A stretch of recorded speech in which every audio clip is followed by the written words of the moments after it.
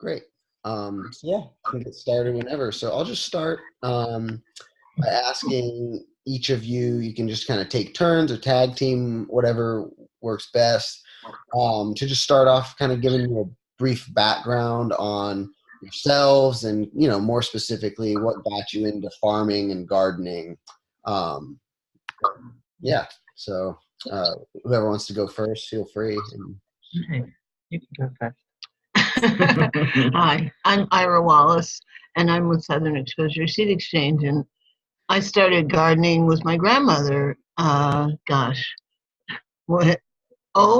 60 years or so ago. And then I worked at a student garden, volunteered actually when I was in college. And then I got interested in intentional communities and involved in growing food for ourselves, and through any number of agricultural adventures, from growing and selling herb plants to, we had a CSA when we first moved to Acorn Community Farm, and then back in the 90s we became involved with Southern Exposure Seed Exchange and took over the stewardship in 1999. And since then, I've been up to my eyeballs in seeds. Okay, so I'm Pam Dawling, and I first started gardening when I lived in England, and it was because I thought organic food was important, and so that growing it and producing it was important. And so I joined WOOF, which was working weekends on organic farms at that stage, and learned some stuff there.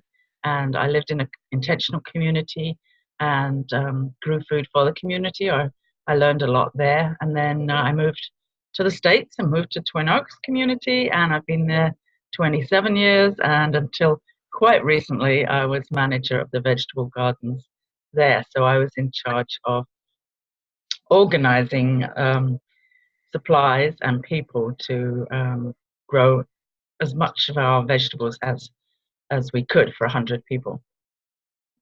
Terrific. Wow. Cool. Do you each want to talk a little bit about your books? I know each of you have a published book. Kind of just a brief summary or your inspiration, kind of what comes to mind. Well, I'll start because my book is smaller. Pam's books have been breaking our backs. They're so big and heavy to carry around. My book is called Vegetable Gardening in the Southeast, and it is a month-by-month how-to for people who are either new to gardening or new to gardening in our climate. Because a lot of people who found it really helpful came from New England or California, and they were not used to the hot, humid, long summers that we experience. And they weren't aware of the joys of fall gardening either. So, so that's, I do that. And I write a lot of articles about fun gardening topics for, magazines. And I love to talk. So I do a lot of talks at educational events. Unfortunately, other people seem to enjoy hearing me talk. So I guess they get something out of it. There you go. They keep asking me to tell them more. Okay. I've now written 2 books. My first one is called Sustainable Market Farming. And really, it started out as my record keeping for the gardening at Twin Oaks. And from that, I started writing magazine articles for Growing for Market magazine. And that developed into this rather large book, which Ira says is breaking our backs. And because it is heavy. And then that was about 5 years ago. And my new one is The Year-Round Hoop House, and that's just been published this past November. And we're busy selling that. It's not quite as big as the first book, but it's still fairly hefty. Well, there's a lot to say. I have a lot to say. And it's a compilation of information I've gathered over the years. And I don't enjoy talking as much as Ira does. I more enjoy the writing, but the talking is necessary too. And I've got used to it. That's okay. Cool. Wow. So the workshop you're giving at the spring conference here in Asheville is going to be, on season extension and growing food year round, essentially. You want to describe what you've been growing this throughout this winter, and maybe some of the practices that you've implemented to make that possible? Well, this winter we at Acorn had less than usual, but even with that, we have beds for salad greens both inside our high tunnel and outside under low hoops with spun polyester row cover, and then some spinach out, not under any cover, by accident actually, because it's so much cleaner when you cover it with row cover. But anyway, and I love alliums. I mean, Mhm. you probably have never known a person who has many different types of onions as I do. And so in the winter we have all of, big Japanese bunching onions, perennial leeks, you know, potato onions that you can eat the greens, and Egyptian walking onions, and all of these different flavors of alliums to make all your savory things delicious. Okay. We've been more into the greens than the alliums.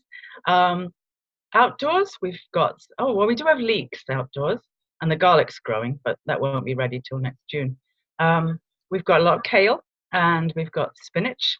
Ours is under row cover, except when it's very windy, and then the cover blows off. We've got some in the cold frame. We've got lettuce in our greenhouse, and we've got the big hoop house, which is packed full of all kinds of big lettuces, of baby lettuce, and different kinds of cooking greens, and lots of spinach in there too. A few scallions and a few radishes and some turnips. But yeah, plenty of food. It's looking really good in there. It's nice that the extra protection from the weather really helps it stay beautiful. Oh, I forgot about carrots. We did it a late fall. Well, it wasn't that late, actually. I guess it was late September planting of carrots, and we didn't think they were going to amount to anything, but they're very nice. And so we have purple carrots and orange carrots and yellow ones and white ones from our trials. And it's very fun to just grab one and get that extra snap when you bite a winter carrot. They're just like candy carrots. Awesome. Cool. Maybe if each of you had to pick, your favorite season extension, either technique or infrastructure, kind of one thing that you think you couldn't live without at this point, what might that be?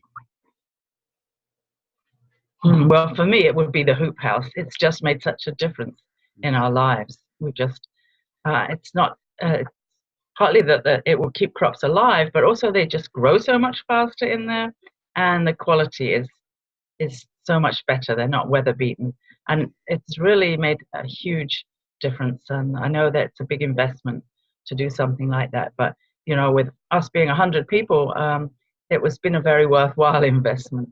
Made a lot of difference. That's my favorite. Well, I love spun polyester row cover. I was living in Canada when I was first introduced to it in its early incarnation as remade. And some Italian visitor came and said, "Oh, we have this wonderful thing in Italy." And we went into town the next time we were there and bought some. And it was like a whole new world. Yeah, it does. Opened up, and it's very low tech. We just use number 9 wire to make hoops and covered it, and even up in Canada it started extending the area, the time when we could have all kinds of greens and roots. And so I still have a warm place in my heart for those. Yeah. Very cool. When you see people kind of start trying their hand at season extension, maybe it's their first year, they're trying to grow food year round. what are some of the most common mistakes that you may have seen people and helped people kind of work through or avoid? Or mistakes we've made, maybe. Yeah, no, exactly. Yeah. Timing. Yeah. Yeah. You have that fall effect where you plant something and the days are getting shorter and the temperature is getting cooler. So, for example, with a lettuce, if you plant it in that first week in September, it's going to be ready weeks before something that was planted in the last week, even though it was only 3 weeks in between. It might be 6 or 8 weeks in between when the second one is big enough to harvest. Just because it slows down so much. Yeah, it slows down. So it slows down more than the number of days. Yeah. And people think, oh, I have time. No. Pam has you have a little chart about this that in one of your PowerPoints. If, add this many days. To work back. Yeah. Last first frost date. Yeah. Yeah, I do. But yeah. In order not to plant things too late and just never get a crop from them, there's a formula you can use to work back from the frost date, adding a bit on for the fact that it's going to grow more slowly than that. But while Ira was talking, I remembered a bad mistake I made one year, which was starting some things too early in the spring. And we had some cucumbers in soil blocks that we'd started, and it was too cold to plant them out. And we started the next planting also in soil blocks, and we ended up planting both lots out on the same day. And the early ones were just hopeless. It wasn't that they ripened at the same time as the second ones. It was that they just never really grew well. It had been too cold. They got stunted. We waited too long. So I learned from that some crops, you just got to wait till it warms up enough, even with all the row cover and the greenhouse and the soil blocks and everything. It's just finding what the limits are, really. It's important. And, getting to love those cool season crops, it's like arugula. I don't like arugula in the summer. I don't like arugula any time of year. But I'm telling you, that arugula really will grow when it's cold. Yeah. And I quite like it in the winter, and things like creasy greens, which are much too peppery when it's warm, are nice in the winter, and they'll grow, outside. And then there's never too many kales in the winter. You can eat it, cooked. You can eat the small ones and make a nice salad, and they really are resilient. And of course, you have to have some collards because we're Southern gardeners, and what would we be without our collards? Yeah. My favorite's Morris heading. Yeah. And if you get too much kale, you can always make kale chips. Yes. Awesome. So in your class, this might be difficult to pick one thing, but you can think of something like, what do you think is like a best tip or takeaway that is going to come from people attending your day-long course at the spring conference? Best tip. It's so hard to pick one. We've got a lot of ideas, a lot of things. Something good, Yeah. Well, I think that many people really are surprised to learn tips about continual planting of lettuces so that you have lettuce all summer as well. Because a lot of people, they have lettuce in the spring. When the tomatoes get ripe, there's no more lettuce.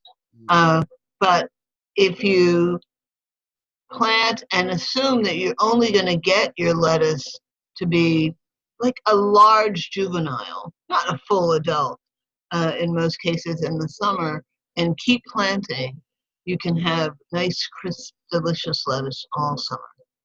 Mm.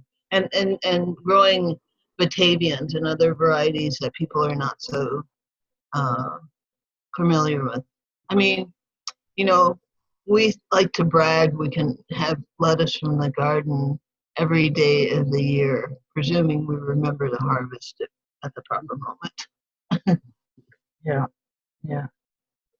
Another thing that I think of is that lots of vegetables, while they're growing, are a lot more cold tolerant than many people realize. And I have a long chart that I revise every year with the temperatures that it's the winter kill list. It's what temperatures different crops will die at, and that's very useful for figuring out what's worth growing outdoors and what's worth growing outdoors if you have the row covers, and what you need to grow in a hoop house or a greenhouse or cold frames or something like that. So I think that is, a lot of people have found that very useful when I've talked about that. Awesome. Mm-hmm. Oh, I like to show people all the funky coal frames they can make. You can make them out of straw bales. You can make them just out of boards held in the ground by 1x2s. Never have to put a nail and stuff like that. That's kind of fun because some people think you have to wait and have everything perfect to have vegetables for a lot of the year, but you don't. Yeah, that's true. Well, very cool. Well, that's all of the questions I have prepared. Are there any maybe last final thoughts or final teasers that you might want to share? If not, that's okay too. But thank you again for sharing everything you have and taking the time to. On the spot.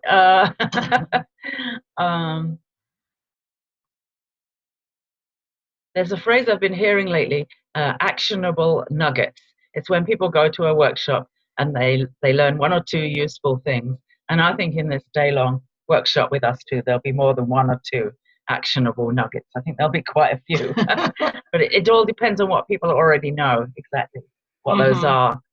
Oh, and we're planning on bringing some show and tell. Oh, yeah.